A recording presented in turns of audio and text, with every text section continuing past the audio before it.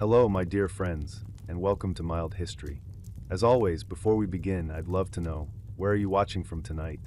Are you listening in the quiet of your room, with the lights low and the streets outside fading into silence?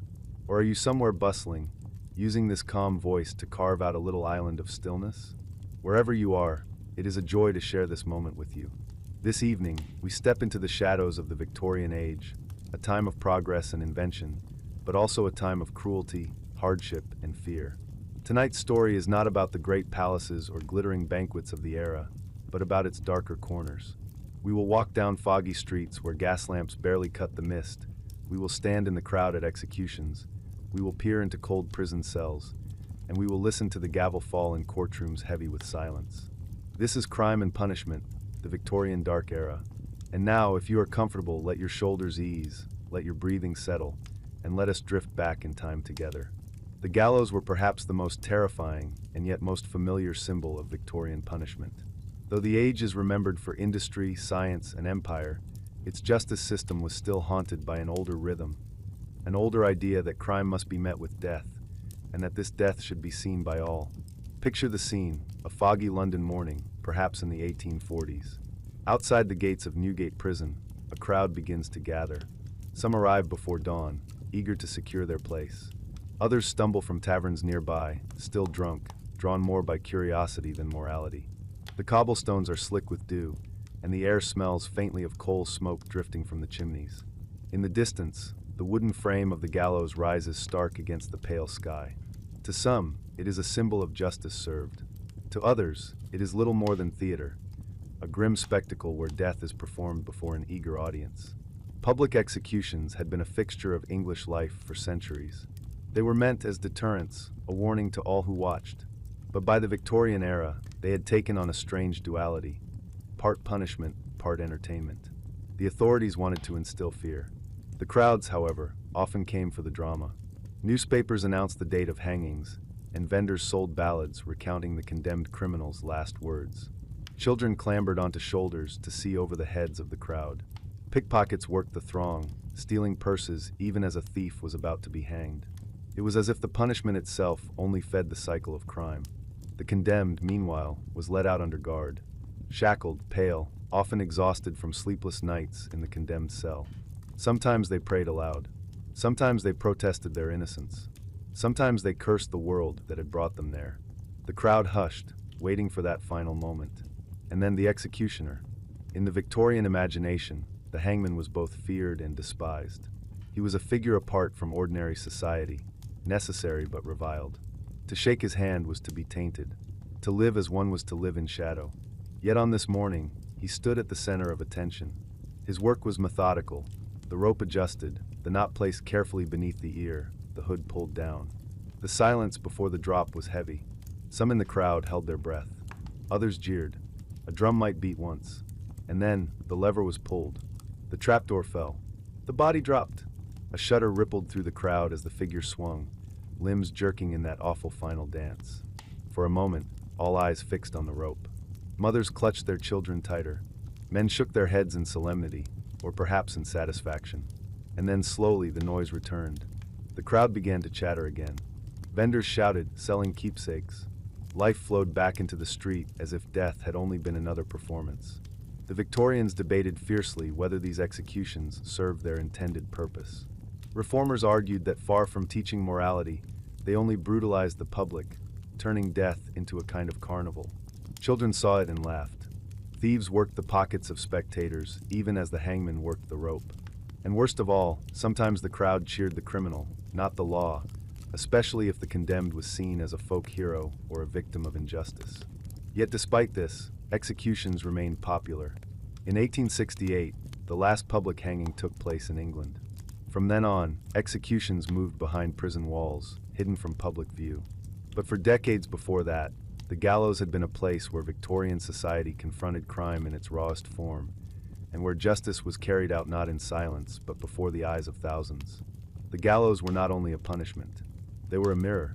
They reflected society's fear, its fascination, and its struggle with the meaning of justice.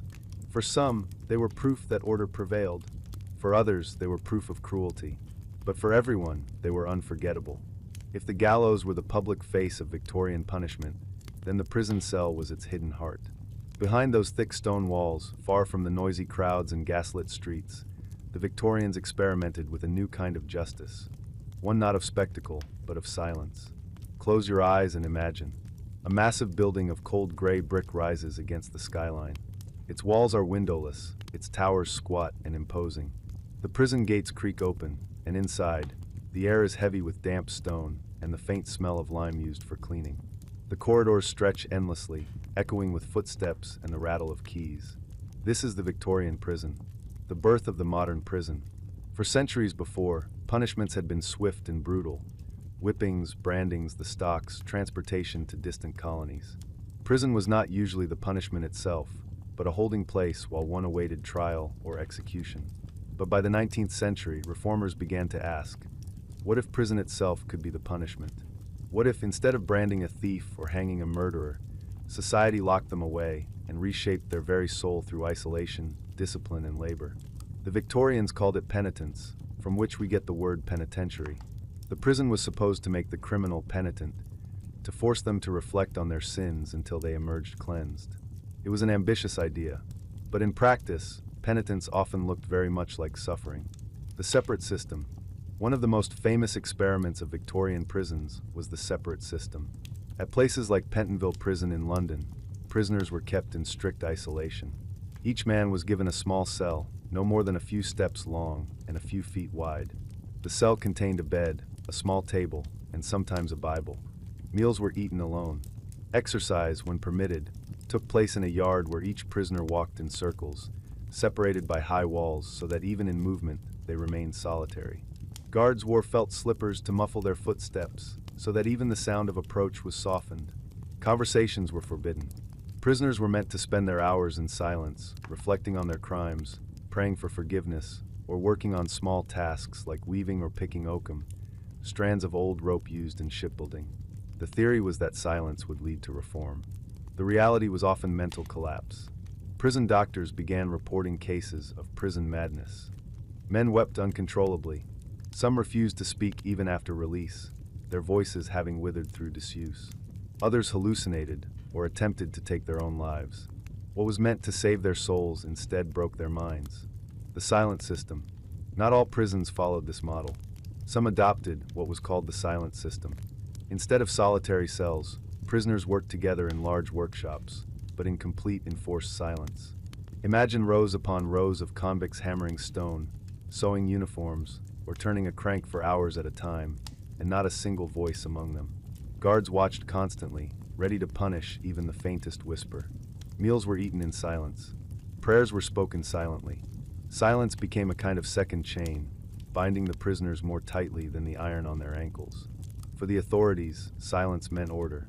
For the prisoners, it meant a life stripped of humanity. Hard labor. The Victorians believed that idleness was dangerous, that leisure led to crime. So work became another pillar of prison life.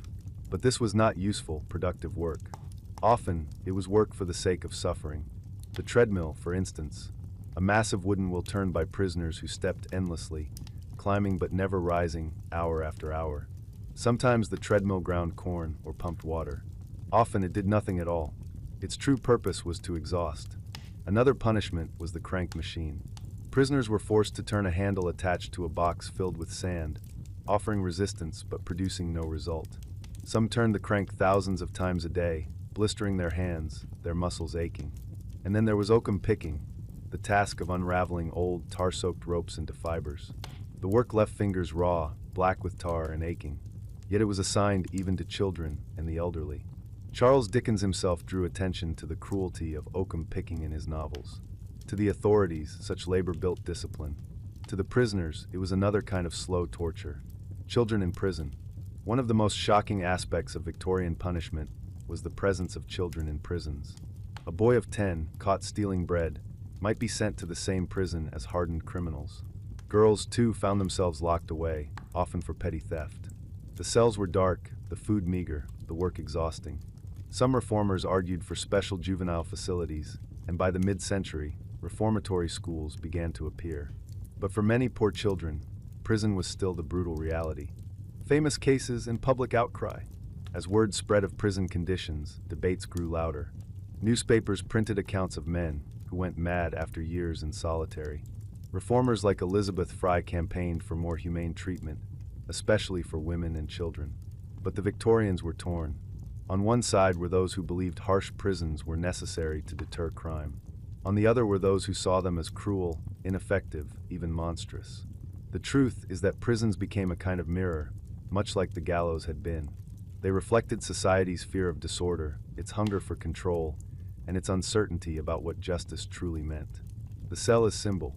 Step back for a moment and consider the prison cell itself. A small room, silent, cold, unyielding. To some, it was a place of reflection. To others, it was a coffin for the living. And yet, in the shadows of those cells, the Victorian world was shaping the modern idea of punishment. No longer public, no longer bloody, but still, in its own way, cruel. Even today, when we imagine prisons, it is often those stark Victorian designs that come to mind. The high walls, the iron bars, the endless corridors of stone. The cell has become the symbol of punishment itself. The courtroom was another stage of Victorian punishment, though unlike the gallows or the prison, its drama played out in ritual and words. Imagine entering such a space in the middle of the 19th century. The heavy oak doors swing shut behind you, and suddenly the air grows still, thick with formality. At the center sits the judge, cloaked in scarlet robes, his head topped with a white curled wig that marks his authority. His gavel rests within reach, ready to call for silence. To one side, the jury, ordinary men tasked with extraordinary decisions, sit stiffly, avoiding the eyes of the accused. Barristers, also in wigs and black gowns, lean over their notes, ready to argue their case. And in the dock stands the prisoner, a man or woman, sometimes a child, whose entire fate now hangs on the words that follow. The Victorians treated the courtroom as a theater of morality. Trials were not just about law. They were about respectability, class, and the boundaries of right and wrong. Crowds often gathered to watch, for the proceedings were open to the public. Newspapers published transcripts, turning certain cases into national sensations. A poisoning trial, for example, could grip readers for weeks, with every detail of the suspect's habits, clothing, and whispered affairs laid out in print. The accused was often judged long before the verdict. Their posture, their dress, even their accent shaped how the jury and the crowd perceived them. A wealthy man accused of fraud might be treated with reluctant respect, while a poor woman caught stealing bread could be condemned with hardly a second thought. The law claimed impartiality, but in practice, class tilted the scales. Yet the courtroom also offered moments of extraordinary drama. The silence when a judge raised his gavel. The sharp exchanges between barristers, words cutting like blades. The collective gasp when evidence was revealed, or when a witness contradicted themselves. And then finally, the hush that fell as the jury returned. 12 faces, set and unreadable, carrying the power of life and death. Sentences ranged widely. Some crimes brought fines or short terms in prison. Others led to transportation, sending the convict on a long, perilous voyage to colonies like Australia. And still others ended with the ultimate punishment, death. The judge's words, delivered slowly and formally, carried an authority that seemed to come not from one man, but from the weight of the entire system of law and empire. But beneath the formality, there were secrets. Corruption, bias, and quiet deals sometimes shaped verdicts. Wealthy defendants hired the finest barristers and leaned on social connections. The poor often stood alone, bewildered by the strange rituals of the court, unable to afford proper defense. Justice, in the Victorian age, was a performance of fairness, but behind the curtain, it could be as uneven and brutal as the gallows themselves. The hammer of the judge symbolized order, but also revealed the contradictions of an era.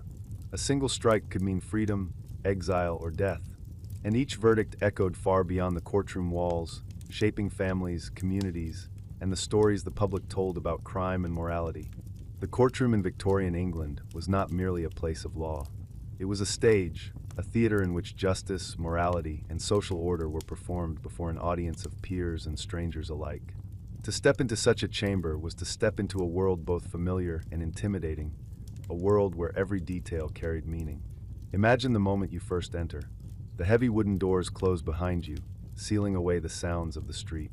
Inside, the atmosphere is hushed but tense, like the stillness before a storm.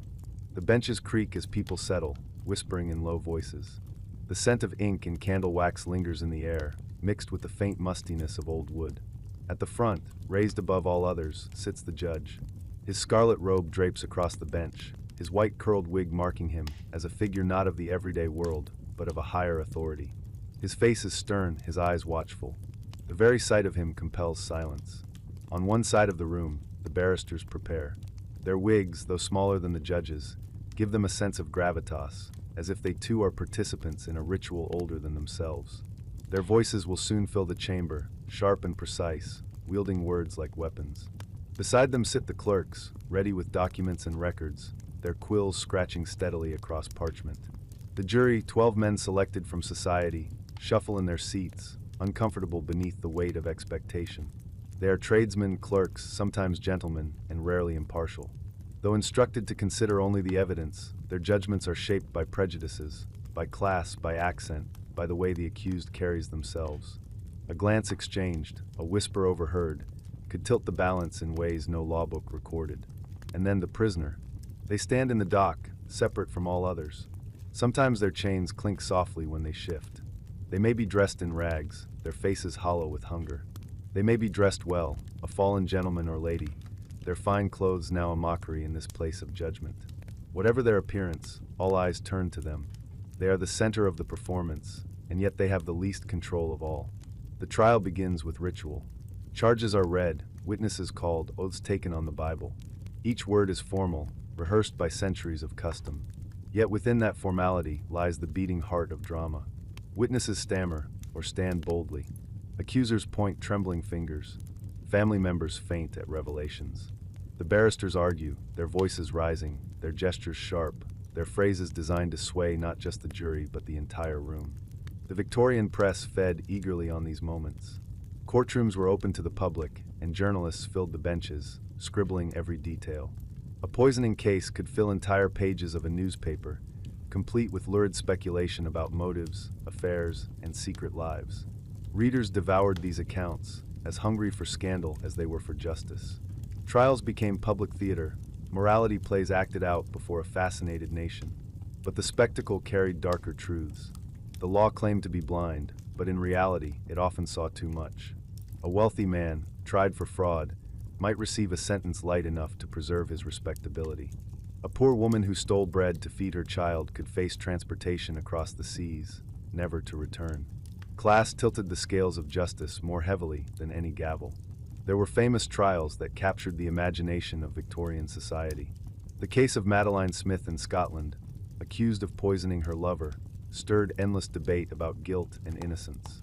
The trial of William Palmer, the Rugeley poisoner, revealed a man suspected of killing multiple people for insurance money, his calm demeanor chilling all who watched. Each trial became both a warning and a form of entertainment, its outcome shaping not only the fate of the accused but the fears and fascinations of the public. The courtroom was also a place of crushing finality. Imagine the moment the jury returns, their footsteps echoing as they file back into their seats. The prisoner rises, trembling or defiant, as the foreman delivers the verdict. A single word, guilty or not guilty, decides their life's course. Gasps ripple through the audience, whispers surge and fall. For the condemned, time slows to a crawl. Then comes the judge's voice, calm, deliberate, heavy with authority. He may speak for minutes, outlining the crime, the evidence, the lessons society must draw. His words hang in the air like a funeral toll. And then the sentence: transportation, imprisonment, death. The sound of the gavel striking would seals the decision, echoing through the chamber and through the prisoner's heart. Yet even as these sentences were handed down, reformers outside the courts asked difficult questions. Was justice truly served? Could a system so bound to class, to spectacle, to outdated rituals, ever be fair? Campaigners sought change, more rights for the accused, better legal representation for the poor, an end to the cruelest punishments. But change came slowly, always against the weight of tradition. For many Victorians, the courtroom was a paradox. It was both a temple of justice and a theater of bias. It was where truth might triumph, or where power might crush the powerless. It embodied the age itself, stern, moralizing, deeply concerned with appearances, but often blind to the human suffering beneath the surface. To sit in that chamber was to witness more than a trial. It was to see society wrestling with itself, its fears, its hypocrisies, its desire for order, and its appetite for drama. Each trial was not only the story of a crime, it was the story of the Victorian soul, performed beneath the gaze of wigs, robes, and the unblinking eyes of the crowd. Among the most haunting aspects of Victorian crime and punishment was the way it touched children. The era was one of invention, progress, and empire, but beneath its polished surface lay a generation of boys and girls whose lives were shaped by poverty, hard labor, and all too often, the machinery of justice itself.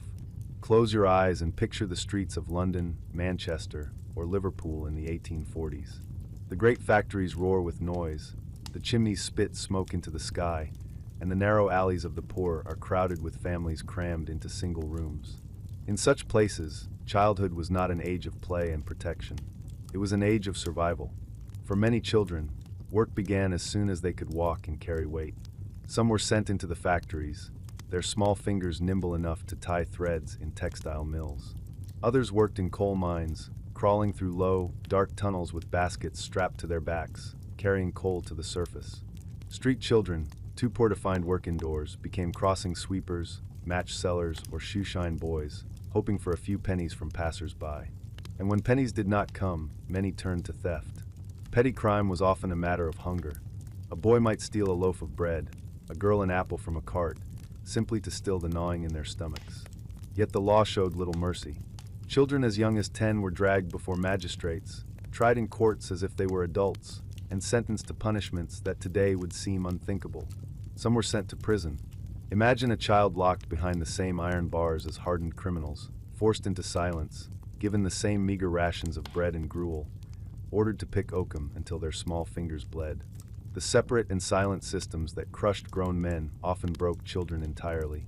Reformers like Charles Dickens drew attention to these cruelties, weaving them into stories that shocked Victorian readers. But for many poor children, the prison remained a grim reality. Others were sentenced to transportation, shipped across the seas to colonies in Australia. The voyage itself was brutal. Weeks or months in the hold of a ship, seasickness, filth, disease. For the child who survived the journey, life in the colonies meant hard labor in strange lands, far from family and home. Many never returned. The link between poverty and crime was clear, yet society often chose to blame the child rather than the circumstances. Respectable Victorians feared the juvenile delinquent, imagining swarms of young pickpockets lurking in every alley. Newspapers fanned these fears with lurid tales of child gangs, though in truth most children's crimes were acts of desperation. Still, the stereotype took hold, and punishment fell heavily. There were, however, voices for change. Campaigners argued that children should not be treated as miniature adults in the eyes of the law. By the mid-19th century, reformatories and industrial schools began to appear. Institutions meant not to punish, but to educate and discipline. Here, children received some measure of schooling, were taught trades, and were kept from the corrupting influence of prisons. Conditions were still harsh, but they offered a glimmer of hope compared to the cold walls of Pentonville or Newgate. Yet even these reforms were shaped by Victorian attitudes toward morality. Children were taught obedience, piety, and hard work above all. Those who strayed risked being labeled as beyond saving, destined for the harshest measures once more.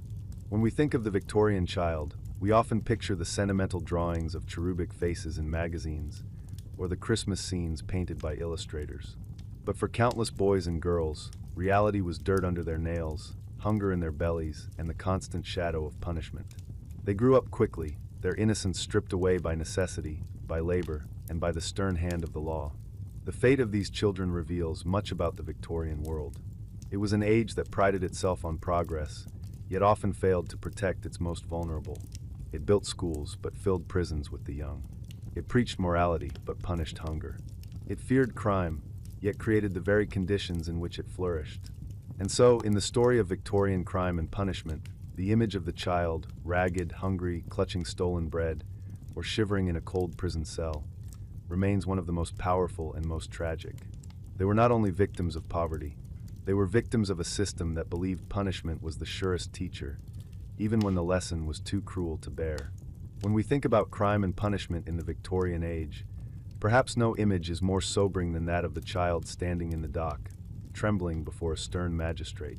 In an era that prided itself on moral progress, on charity and reform, the reality was that countless children lived under the constant threat of punishment for simply trying to survive. Picture London in the 1830s or 1840s. Horse-drawn carriages clatter over cobblestones slick with rain. Gas lamps flicker in the mist, their glow barely piercing the fog that settles between narrow alleys. In these cramped backstreets live families crammed together in single rooms.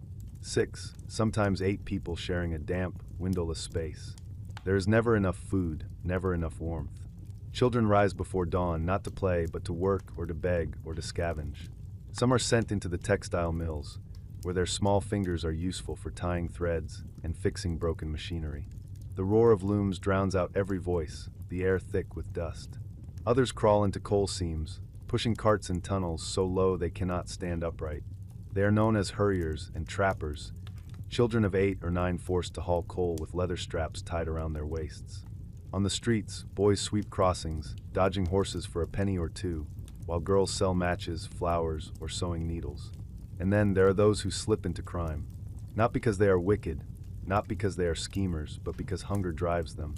A loaf of bread from a baker's stall, an apple from a market cart, a handkerchief lifted from a gentleman's pocket. These are the crimes of desperation. Yet the law does not ask why. It only asks what. When a child is caught, the punishment can be as harsh as that given to an adult. A 10-year-old boy might find himself standing in the dock of a police court, his bare feet caked with dirt, his clothes little more than rags. The magistrate frowns down at him from a high bench. The boy does not understand half the words being spoken, phrases like larceny, felony, transportation. What he does understand is fear. If unlucky, he might be sent to prison. The Victorian prison is no place for a child. The iron doors clang shut, and the air inside smells of damp stone and disinfectant. The cell is bare, just a bed, a small table, and perhaps a Bible. Silence is enforced. Meals are thin slices of bread, bowls of porridge, or watery broth. The work is endless. Oakum picking, pulling apart old, tar-stiffened ropes, leaves fingers raw and blackened. The treadmill, a great wooden wheel turned by endless footsteps, strains legs and back until every muscle burns. Some children last only days before they collapse into sickness. Others endure, though the silence and isolation strip them of laughter, leaving them solemn, withdrawn, their childhood stolen by stone walls. Reformers who toured prisons reported seeing boys no older than 10 with hollow cheeks and blank stares, their eyes too old for their faces. For some, the sentence is not prison but transportation. To be transported is to be torn from everything familiar and sent to the far side of the world.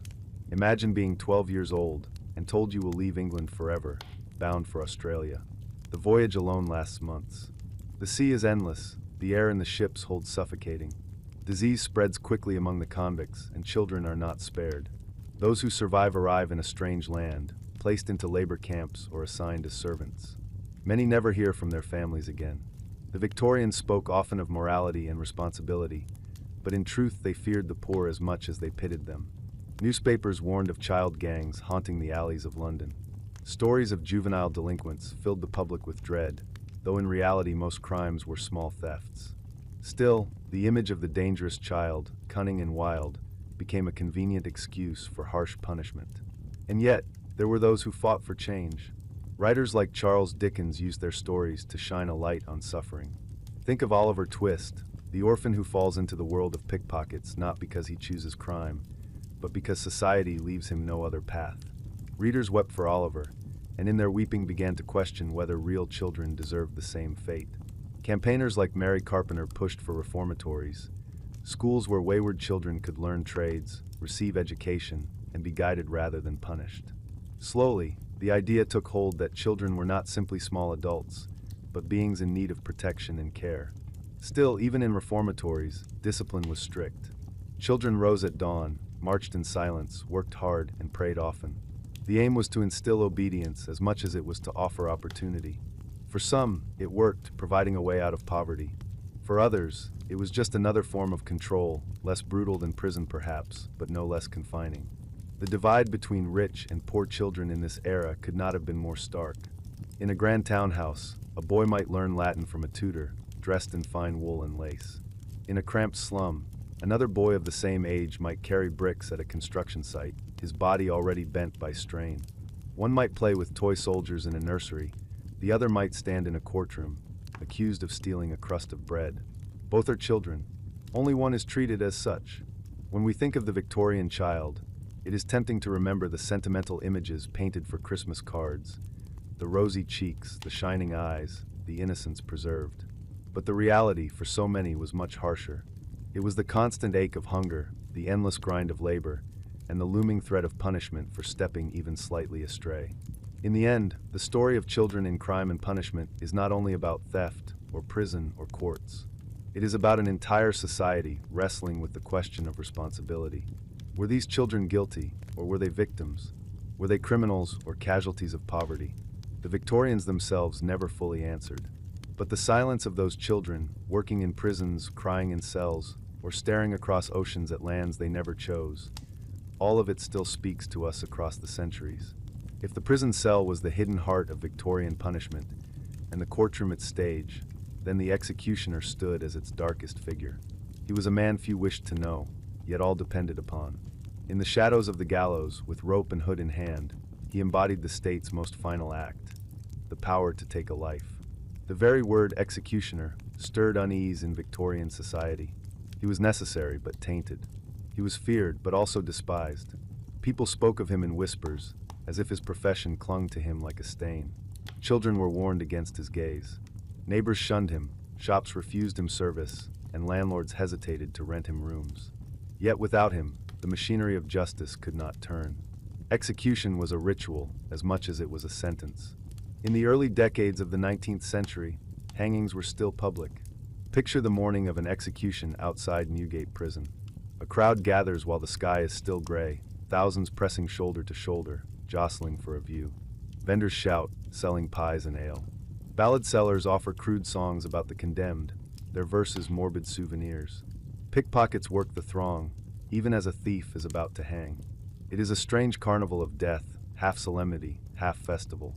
The condemned is led out, pale and shaking, sometimes whispering prayers, sometimes cursing the world. The chaplain murmurs scripture. Guards clear a path. And then, there he is, the executioner, stepping forward with the calm of long practice. He adjusts the rope with care, places the knot just so, pulls the hood over the prisoner's head. There is a silence, heavy and thick. A lever is pulled. A trapdoor falls. The body drops into nothingness, and the crowd gasps as one. For some, this was justice made visible, swift, certain, and unforgettable. For others, it was barbarity, a relic of an older age clothed in modern dress. Reformers argued that such spectacles brutalized the public, turning death into entertainment rather than deterrence. And slowly, their voices were heard. In 1868, public executions were abolished in Britain. From then on, hangings took place behind prison walls, witnessed only by a small group of officials and doctors. This shift marked a profound change in the Victorian imagination. The gallows did not disappear, but it became hidden, secretive, clinical. No longer did crowds cheer or jeer. No longer did children perch on shoulders to watch a man swing. Instead, the final act of justice unfolded in silence, behind iron gates, witnessed by only a handful of eyes. Yet the executioner remained. Men like William Calcraft, perhaps the most infamous hangman of the Victorian age, became figures of grim notoriety. Calcraft served for nearly half a century, reputedly hanging hundreds of prisoners. His methods were controversial. He often used the short drop method, which meant that rather than breaking the neck instantly, the condemned strangled slowly as they kicked and writhed. Some said he prolonged their suffering deliberately, to give the crowd more of a show. Later executioners, such as William Marwood, introduced the long drop, calculating the fall so that death would be instantaneous, the neck snapping cleanly. It was more merciful, at least in theory, and more scientific, reflecting the Victorian desire to clothe even death in rationality. But mercy was a relative word in an age where the very act of execution was still defended as necessary. For the families of the condemned, the ritual was devastating.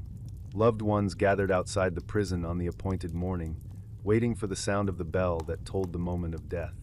Some clung to hope until the very last, begging for reprieve. Some fainted in grief. And when it was done, there was no body to bury. Those executed were interred within prison grounds, their graves unmarked, their names whispered only in sorrow or shame.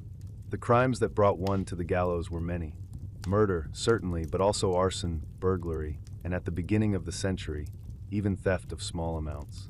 The so-called bloody code of earlier times had made hundreds of offenses punishable by death, and though the Victorians reduced this number, execution was still far from rare. The shadow of the rope hung over every trial where the charge was grave enough. But as the century wore on, the gallows grew quieter.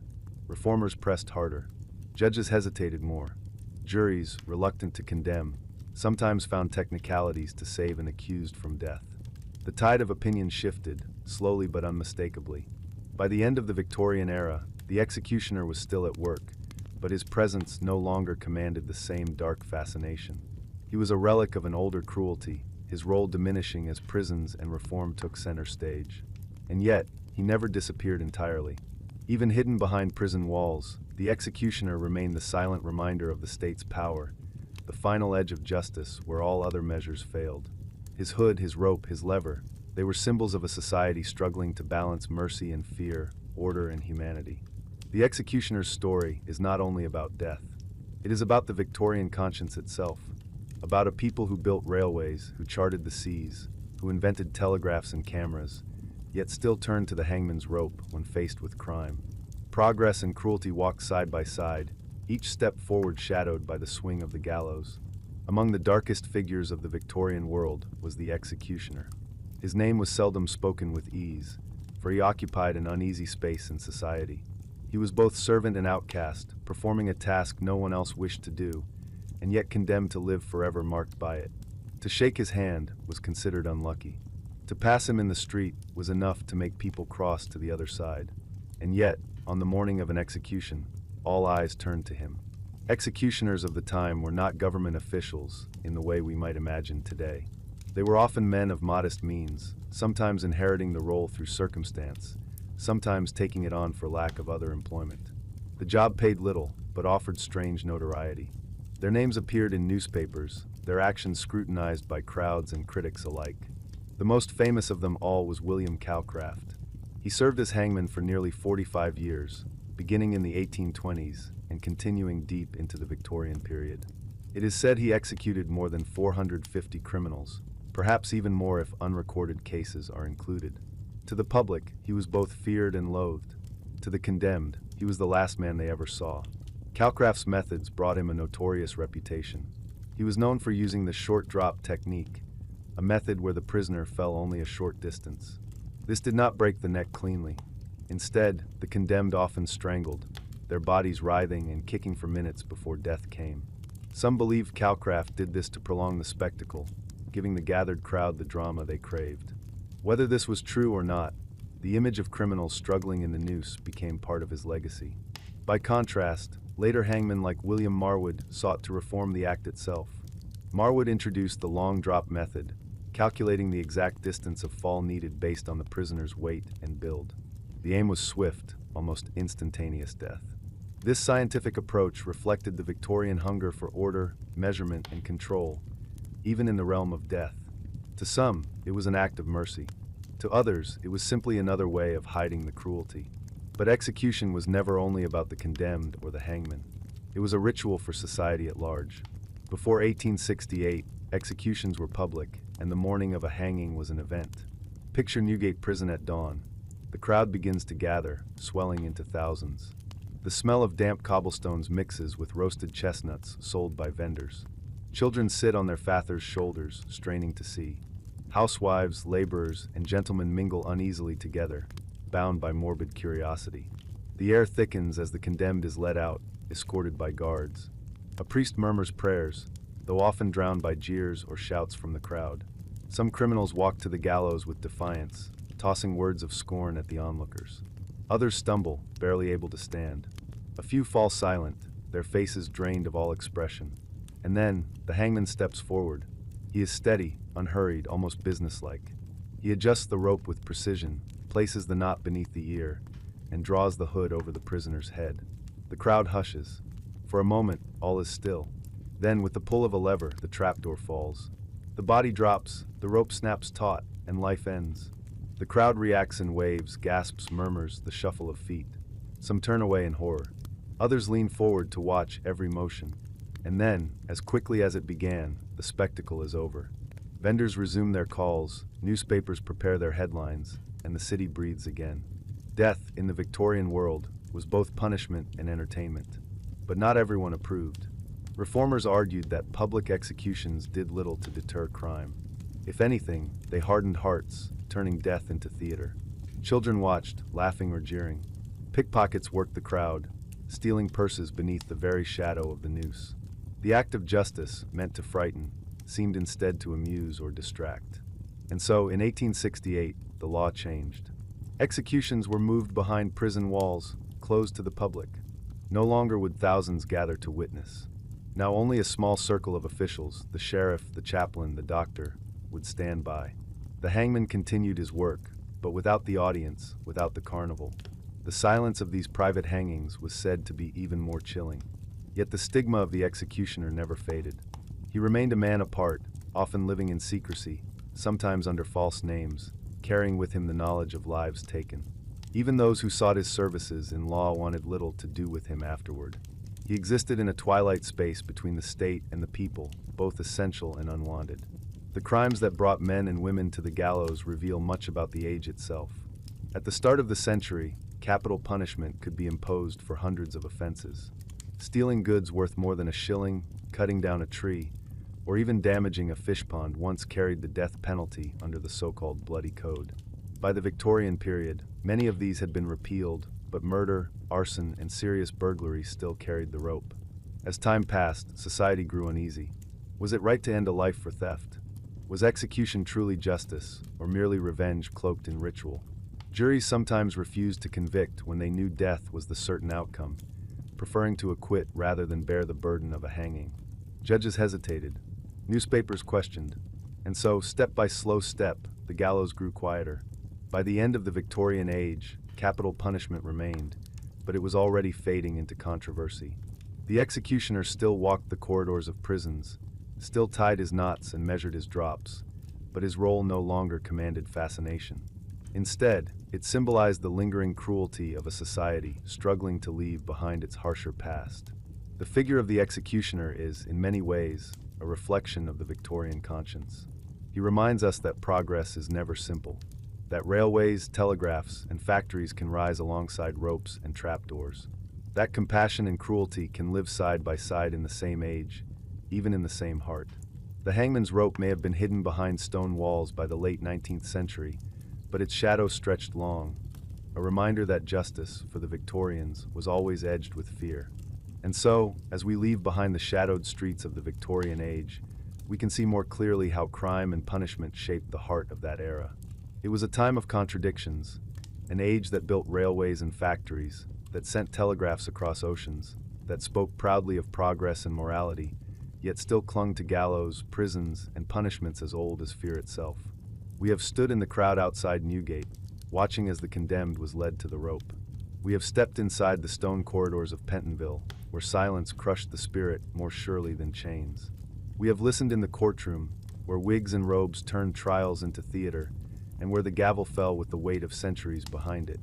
We have walked with children, small and ragged, their lives caught between labor, hunger, and the cold hand of the law. And we have seen the executioner, hood in hand, both outcast and instrument of the state, embodying the final authority of justice. All of these scenes, vivid and stark, remind us that the Victorians lived in a world balanced uneasily between mercy and cruelty, between reform and retribution. They wanted to be a society of order and progress, but in their pursuit of control they often turned punishment into suffering. The gallows became a spectacle. The prison became a coffin for the living. Even the child became a criminal in the eyes of the law. And yet, alongside the cruelty, there was change. Reformers spoke, and some listened. Public hangings gave way to private ones. The Bloody Code shrank from hundreds of capital crimes to only a few. Reformatory schools emerged, flawed but better than prison for children. Voices like Dickens wrote of injustice, stirring readers to compassion. The wheels of progress turned slowly, but they did turn. When we look back now, it is easy to judge, to shake our heads at the harshness, to wonder how people could gather to cheer at a hanging, or allow children to suffer in prisons. But perhaps we should also see the echoes. The Victorian world is not as far from us as it feels. Questions about justice, fairness, and punishment still remain. Does prison reform, or does it break? Does punishment deter, or does it breed more crime? Who receives mercy, and who receives the full force of the law? These questions haunted the Victorians, and they linger still. Tonight, as the echoes of the gallows fade, as the footsteps in the prison corridor grow faint, and as the judge's gavel falls silent, we can take a moment to reflect. History is not just a story of inventions and empires. It is also the story of how people treated one another when fear and crime tested their compassion. In the Victorian age, that treatment was often harsh, but it was also the beginning of the debates we continue today. So, my dear friends, thank you for walking with me through the foggy streets and shadowed halls of the Victorian dark era. Thank you for sitting quietly in the courtroom, for pausing in the prison cell, for standing with the crowd beneath the gallows, and for listening as the story unfolded. Before we part for the evening, I would love to know, where are you listening from tonight? From a quiet bedroom, from a late-night walk, from a busy city, or a small village. Wherever you are, it is a gift to share this time together. And now, let your shoulders loosen. Let your breath fall into rhythm. As the night deepens and the world grows still, let the story of Victorian crime and punishment drift into silence. For though the gallows, the courts, and the prisons belong to another age, the lessons they leave behind are with us still. Good night, and until next time, this has been Mild History.